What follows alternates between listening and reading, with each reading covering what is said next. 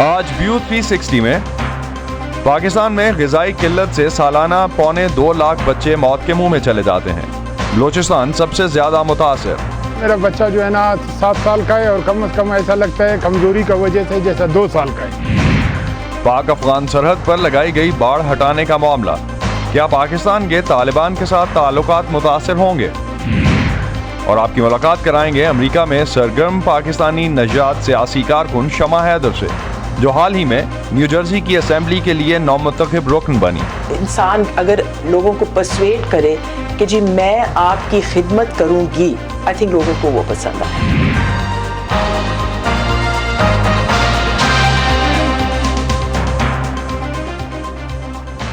Voice of امریکہ کے Washington studios میں آپ سب کو خوش آمدید۔ آپ دیکھ رہے ہیں پروگرام ویو 360 اور میں ہوں اسد اللہ خالد۔ پاکستان کے وزیر خارجہ شاہ محمود قریشی کا کہنا ہے کہ پاکستان اور افغانستان کی سرحد پر باڑ اکھاڑنے کے معاملے کو سفارتی ذرائع سے حل کر لیا جائے گا۔ اسلام آباد میں ایک پریس کانفرنس کے دوران ان کا کہنا تھا کہ پاکستان اس معاملے پر خاموش نہیں ہے اور افغانستان میں طالبان حکومت کے ساتھ مسلسل رابطے میں ہے۔ پاکستان افغانستان سرحد پر باڑ اکھاڑنے کا پہلا واقعہ 18 دسمبر کو پاکستان کی جانب سے افغانستان کی صورتحال پر بلائے گئے OIC کے وزراء خارجہ کی کانفرنس کی میزبانی سے ایک روز پہلے پیش آیا تھا۔ پچھلے چند ہفتوں میں افغان طالبان اہلکاروں کے ہاتھوں ڈیورنڈ لائن پر پاکستان کی جانب سے لگائی جانے والی باڑ اکھاڑنے کے مختلف واقعات کی کئی ویڈیوز سوشل میڈیا پر وائرل ہوئی ہیں۔ اتوار کے روز افغان وزارت دفاع کے ایک ترجمان نے باڑ لگانے کے منصوبے پر تنقید کرتے ہوئے کہا تھا کہ پاکستان کو ڈیورنڈ لائن پر باڑ لگانے اور لائن کے دونوں اطراف بسے قبائل کو تقسیم کرنے کا کوئی حق نہیں ہے۔ پاکستان کی جانب سے اس سطح پر رد عمل پہلی بار سامنے آیا ہے۔ جو اس کو اچھالنا چاہتے ہیں، ہم سمجھتے ہیں اس کو اچھالنا پاکستان کے مفاد میں نہیں ہے، لیکن جو ہمارے انٹرسٹ ہیں ہم اس کو پروٹیکٹ کریں گے۔ بڑی واضح پوزیشن ہے، ہم کسی کیمپ پالیٹکس کا حصہ نہ تھے نہ بننا چاہتے ہیں۔ پاکستان نے بہتری کے کردار میں پہلے بھی رول پلے کیا۔ چین کے ساتھ ہمارے تعلقات کی اہمیت سے امریکہ پوری طرح واقف ہے، وہ جانتا ہے کہ ہمارے چین کے ساتھ کیسے تعلقات ہیں۔ یہ زیرو سم گیم نہیں ہے۔ گزشتہ ہفتے ویو 360 میں ہماری اسی موضوع پر افغانستان کے لیے سابق پاکستانی سفیر رستم شاہ محمد سے بات ہوئی تھی۔ ان کے خیال میں یہ صورتحال پاکستان کے لیے ایک سیٹ بیک تھا کہ طالبان کے کنٹرول والے افغانستان میں سرحد پر یہ حالات پیدا ہو رہے ہیں۔ طالبان، جہاد، افغانستان، خطے کے لیے امریکی پالیسی جیسے امور پر کئی کتابوں کے مصنف احمد رشید صاحب اس وقت ہمیں لاہور سے جوائن کر رہے ہیں۔ ان کی سن 2000 میں چھپنے والی کتاب Taliban, militant Islam, oil and fundamentalism in central Asia کا دنیا کی 22 زبانوں میں ترجمہ ہو چکا، جبکہ اس کی 15 لاکھ سے زائد کاپیز بھی اب تک فروخت ہو چکی۔ بہت شکریہ احمد صاحب ہمیں وقت دینے کا۔ سرحد پر پاکستان کی جانب سے لگائی گئی باڑ اکھاڑے جانے کے جو واقعات ہیں، طالبان اور پاکستان کے درمیان کے تعلقات کس حد تک متاثر ہو سکتے ہیں اس سے؟ تھوڑی سی ہسٹری ضرورت ہے۔ جب سے ڈیورنڈ لائن بنا تھا 1893 میں انگریزوں نے نکالا تھا، کوئی افغان حکومت نے ڈیورنڈ لائن کو کبھی تسلیم نہیں کیا ہے، مانا نہیں ہے۔ اور جو انڈیا تھا اور پھر جو انڈیا کا ڈیوائیڈ ہو گیا، پاکستان بنا، پاکستان نے بھی شروع سے کہا ہے کہ یہ ڈیورنڈ لائن جو ہے یہ فائنل لائن ہے اور یہ بارڈر ہے دونوں ملکوں کے درمیان۔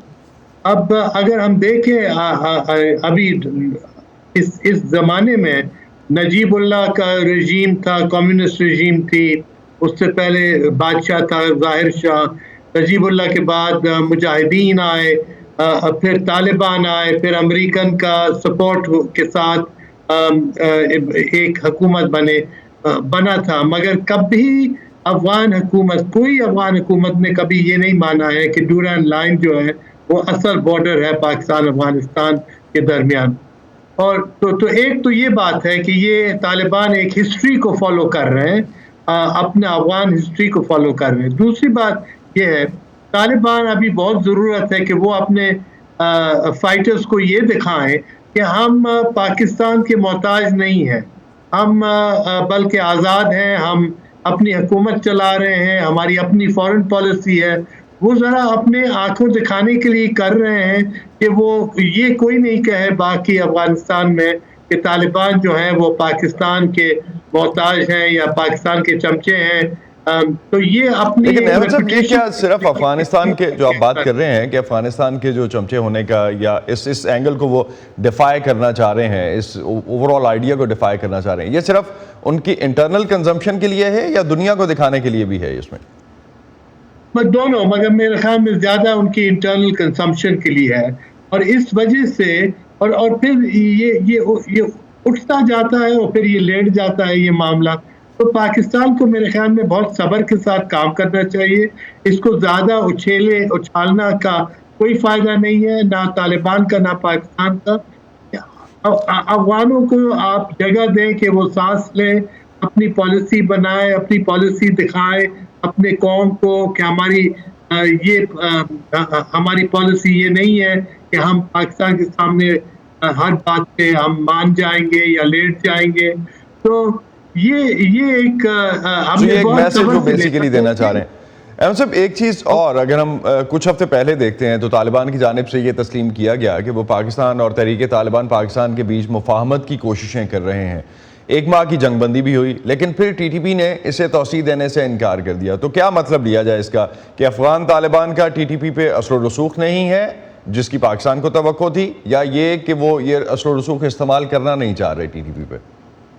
یہ بہت اہم سوال آپ نے کہا ہے، اور جب سے طالبان حکومت آئی ہے کابل میں تو ہم نے دیکھا ہے کہ ٹی ٹی پی کے جو ایکٹیویٹیز ہیں پاکستان میں فوج کے خلاف وہ اور بھی ایسکلیٹ ہو رہے ہیں.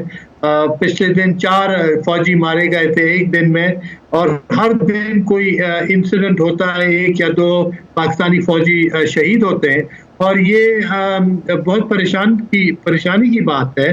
اور اس کا مطلب بھی یہی ہے کہ طالبان افغانستان میں ٹی ٹی پی کو بالکل کنٹرول میں نہیں لائے ہیں، اور بلکہ ہم کو یہ بھی سننے میں آیا تھا، ذبیح اللہ مجاہد ایکٹنگ انفارمیشن منسٹر نے یہ کہا تھا کہ ٹی ٹی پی کی کنٹرول ہماری اوپر نہیں ہے، وہ پاکستان کی ذمہ داری ہے. تو مسئلہ یہ ہے کہ اگر یہ چلتا رہا تو یہ بہت پیچیدہ ہو سکتا ہے صورتحال پاکستان اور افغانستان کے درمیان. اس لیے اب طالبان نے تو وعدہ کیا تھا دوحہ میں کہ وہ غیر آؤٹ سائڈ ٹیررزم کو نہیں سپورٹ کریں گے، اور وہ جو ٹیررسٹ جو افغانستان میں ہیں ان کو وہ نکال دیں گے. ابھی ہم دیکھ رہے ہیں کہ یہ نہیں ہو رہا ہے، ٹی ٹی پی اور سختی سے حملے کر رہے ہیں. رائٹ. ابھی عالمی برادری نے طالبان کی حکومت کو تسلیم نہیں کیا. افغانستان کے اندر طالبان کا کوئی ٹھوس حکومتی ڈھانچہ بھی نہیں ہے، کوئی آئین نہیں ہے. تو افغان حکومت کی شکل کیا ایسی ہی رہے گی؟ طالبان اس طرح کام چلائیں گے کیا؟ افسوس کی بات کہنا ہے کہ لگتا تو یہی ہے کہ ایسے ہی چلے گا. طالبان اب اگر میں شروع میں 1993 سے میں طالبان کو فالو کر رہا ہوں، ان نے کبھی ایک بحث بھی نہیں چھڑی ہے اندر کہ آئین ہونا چاہیے نہیں ہونا چاہیے، کیسے ہونا چاہیے. لوئے جرگا کے بھی خلاف ہیں، آئین کے خلاف ہیں. اب کس سسٹم کا گورنمنٹ ہے وہ راضی ہوں گے؟ اگر آپ پہلے سسٹم دیکھیں تو بس یہی ہے کہ ایک ملا عمر تھے ایک زمانے میں، وہی سارا کچھ چلاتے تھے، اور ایک شورا تھا. اب ہمارے یہ جو نئے لیڈر ہیں طالبان کے، یہ آپ نے نظر بھی نہیں آئے ہیں، ان نے کوئی آمنے سامنے کیا بھی نہیں ہے اپنے سپورٹرز کے ساتھ یا افغان حکومت کے افغان قوم کے ساتھ. ابھی ہم کو پتہ ہی نہیں ہے کہ تو آپ کو لگتا ہے کہ یہ کنفیوژن جو ہے یہ اسی طرح سے چلے گا؟ بہت بہت شکریہ احمد رشید صاحب ہم سے بات کرنے کا اس حوالے سے، اور جس طرح کی سچویشن افغانستان میں ہے اس پہ ہمیں ڈیٹیل میں انالیسس دینے کا. کرونا کی وبا کے دوران دنیا بھر کے کئی ممالک میں بھی بہت سے نئے معاشی مسائل پیدا ہوئے. ترکی کی معیشت بھی بڑھتی ہوئی مہنگائی اور ترک لیرہ کی کم ہوتی ہوئی قدر کی وجہ سے پیدا ہونے والے مسائل کا سامنا کر رہی ہے. بہت سے کاروبار ٹھپ ہو کر رہ گئے ہیں. ترک شہریوں کے ساتھ وہ افغان پناہ گزین بھی مشکل دور سے گزر رہے ہیں جو اپنے ملک میں تشدد اور غربت سے بچتے ہوئے یہاں آئے تھے. روزگار نہ ملنے کی وجہ سے بہت سے افغان پناہ گزین اب گلابانی جیسے قدیم پیشے کو اختیار کر رہے ہیں. گلابانی ترکی میں افغان تارکین وطن میں مقبول ہوتی جا رہی ہے، جن کا کہنا ہے کہ یہ سب سے زیادہ معاوضہ دینے والے روزگار میں سے ایک ہے جو انہیں مل سکتا ہے. ذبیح اللہ افغان ترکی کے دارالحکومت انقرہ کے قریب چرواہے کا کام کرتے ہیں. من اینجا تقریبا 4 سال میشه در ترکیه آمدم. مجھے ترکی آئے 4 سال بیت چکے ہیں اور 1 سال سے یہاں بکریاں چرانے کا کام کر رہا ہوں. میرا آجر ایک اچھا آدمی ہے. ہم 2 چرواہے مل کر 700 بکریاں چراتے ہیں. ہم اس کام سے خوش ہیں. اگرچہ ترکی میں افغان مہاجرین کی تعداد کے بارے میں کوئی سرکاری اعداد و شمار موجود نہیں ہے، لیکن اندازوں کے مطابق یہ تعداد 3 لاکھ سے زیادہ ہے. اگست میں طالبان کے افغانستان پر کنٹرول کے بعد بہت سے لوگ یہاں آئے تھے. چرواہوں کا کہنا ہے کہ یہ کام مشکل ہے، لیکن اس نے انہیں امید دی ہے. ترکیه آمدم برای کارگری به خاطر که میں کام ڈھونڈنے کے لیے ترکی آیا تھا تاکہ کچھ پیسے کما کر واپس افغانستان جا کر نئی زندگی شروع کر سکوں. میں یہاں کام کے لیے ہی تو آیا ہوں اور یہ اچھا کام ہے. ہمیں 3300 لیرہ ملتا ہے جو کہ کافی ہے. اس کے لیے میں اللہ کا شکر ادا کرتا ہوں. خوبه بنده خدا را شکر. تاہم بعض افغان کام کی خراب صورتحال اور مراعات کی کمی کی شکایت کرتے ہیں. ما مجبور هستیم اینجا کار میکنیم. اگه نه مجبور نمیبودیم میرفتیم افغانستان میرفتیم. ہمارے پاس اس کے سوا کوئی چارہ نہیں ہے. اگر ہوتا تو ہم افغانستان واپس چلے جاتے. یہاں بارش ہوتی ہے اور بہت سردی ہو جاتی ہے. ہم رات کو یہاں کھانا پکانے کے لیے آتے ہیں. زندگی دشوار ہے. اگر ہمارے ملک میں حالات بہتر ہوتے تو ہم واپس چلے جاتے. لیکن بہت سے اس پر متفق ہیں کہ مستقبل میں ان کا جلدی واپس جانا شاید ممکن نہ ہو، خاص طور پر ایسے وقت میں جب ملک پر طالبان کا سخت کنٹرول ہے. ایوب دمیر کے ساتھ سعدیہ زیبران جھا، وائس آف امریکہ.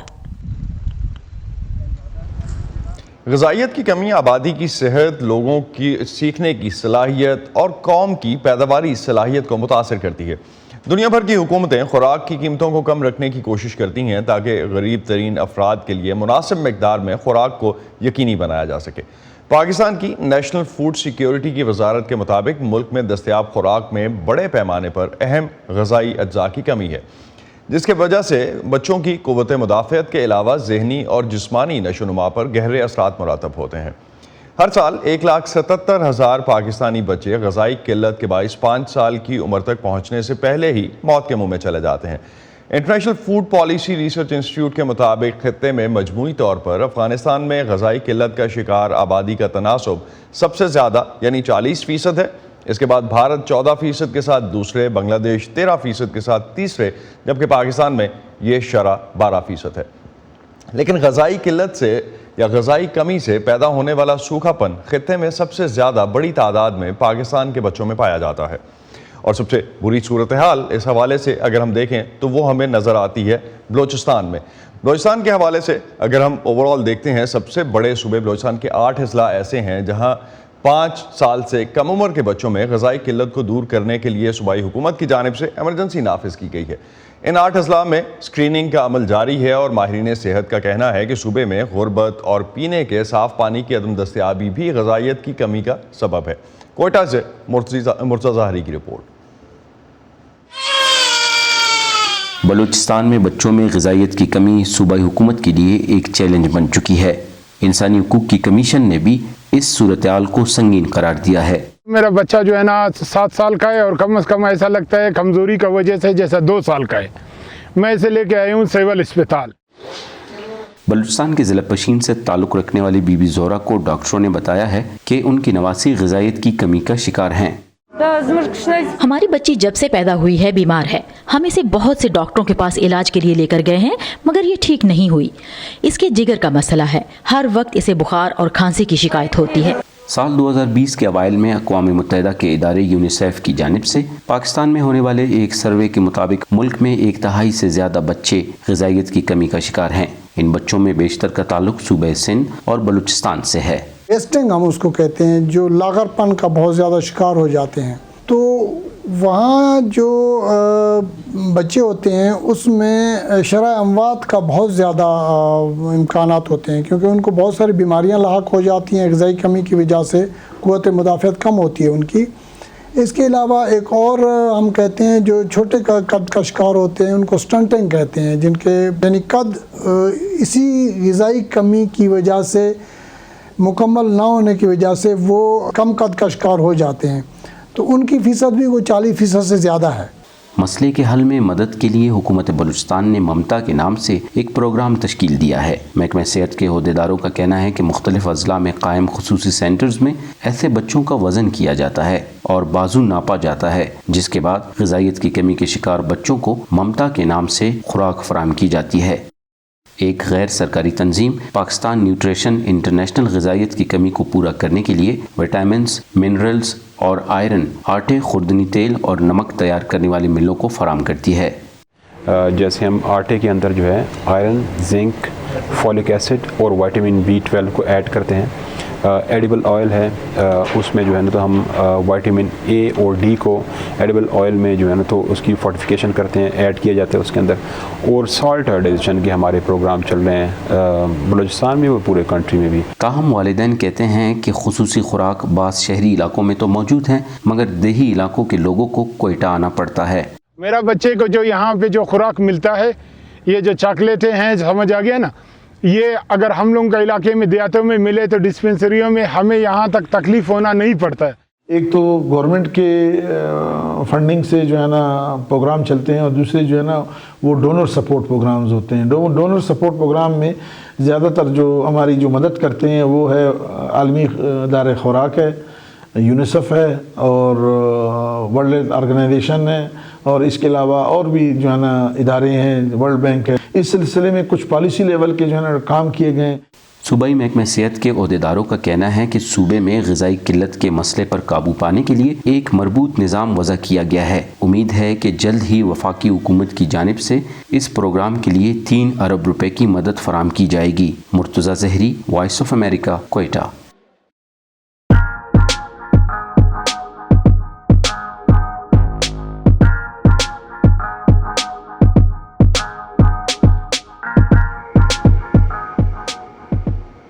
امریکی ریاست نیو جرسی سے پہلی بار 2 مسلمان اور دونوں ہی خواتین ریاست کے ایوان زیریں یا اسمبلی تک پہنچی ہیں، اور اس سے بھی زیادہ دلچسپ بات شاید یہ ہے کہ مسلمانوں کی ایک بڑی آبادی رکھنے والی امریکی ریاست میں یہ دونوں خواتین نمائندگان پاکستانی نژاد ہیں۔ صدف جعفر کی والدہ پاکستانی امریکن ہیں، جبکہ شمع حیدر پلی بڑھی ہی پاکستان میں ہیں۔ شمع حیدر پاکستان میں بھی ایک سرگرم سیاسی کارکن رہیں اور گزشتہ کئی سال سے امریکی ڈیموکریٹ پارٹی سے وابستہ ہیں، کئی عہدوں پر کام کر چکی ہیں، دلچسپ گفتگو کرتی ہیں اور خاصے مضبوط خیالات بھی رکھتی ہیں۔ آئیے ان سے ملتے ہیں۔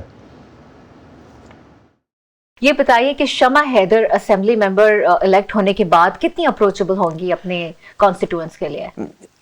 میرے خیال 100% اپروچیبل، کیونکہ اس کے بعد اگر یہ نہیں کیا تو اگلی دفعہ کوئی ووٹ نہیں دے گا۔ یہاں تو یہ بھی ہوتا ہے، یہاں کوئی نہیں مجھے برادری کا ووٹ دے گا، یہاں کوئی نہیں مجھے کسی خاص طبقے کا ووٹ دے گا، یہاں کام سے مجھے ووٹ ملنا ہے۔ خاص کر کے کیونکہ میں مائنورٹی ہوں، میں مسلمان ہوں، I am a woman of colour, میں پاکستانی اوریجن کی ہوں، تو میں کسی اسپیشل مولڈ میں بھی نہیں فٹ آ رہی ہوں، تو اس لیے مجھے صرف اپنے کام سے پروف کرنا پڑے گا اور کام سے کر کے ہی ووٹ لینا پڑے گا۔ ٹھیک ہے، سوال تو میرے کافی سارے ہیں، لیکن ہم جائیں گے پیچھے پاکستان سے، بتائیں گے اپنے بارے میں، آپ کہاں سے ہیں، آپ کی پاکستان پیپلز پارٹی اور نصرت بھٹو صاحبہ کے ساتھ بھی وابستگی رہی ہے، اس کے بارے میں کچھ بتائیں گے؟ جی، میں بیگم بھٹو کے ساتھ میں نے کام کیا ہے، میں ان کے آفس میں کام کرتی تھی، ان کی پرسنل سیکریٹری رہی ہوں، اور ان کے ساتھ جتنی دیر مسٹر بھٹو کی گورنمنٹ رہی ہے میں ان کے ساتھ رہی ہوں، اور اس سے مجھے بہت ایکسپیرینس ملا ہے۔ میں نے ان کے ساتھ فارن ٹورز کیے ہیں، میں نے سارے پاکستان میں ان کے ساتھ ٹریول کیا ہے،